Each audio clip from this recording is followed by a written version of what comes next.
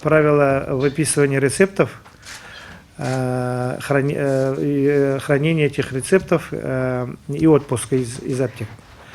По этому вопросу у нас сейчас 3 группы создано. Совместно идет работа с управлением здравоохранения.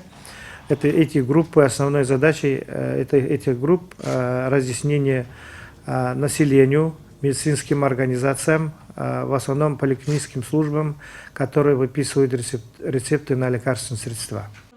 Босату тақырыбына арналады. Алаңымыздың қонағын таныстыру бақылау департаменті басшысының орынбасары Сәбит Амзат. Контроля качества и безопасности товаров и услуг Актюбинской области. Шарттармен босатылатын дәрілік заттарды алуға арналған рецепттер 1 мамырдағы жағдай бойынша Қазақстанда 7700 өндіру мүмкін дәрілік заттардың бақылаусыз қолдануға, айналымын қысқартуға мүмкіндік береді.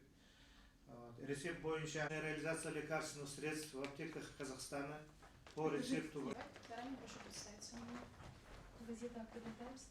Ну, вот даже первый вопрос. Да, попасть к узкому специалисту. Человеку нужно прийти туда. Человек пришел с этим рецептом. Например, в Миллениуме есть один препарат. Обеспечение. В этой программе есть отдельный пункт, где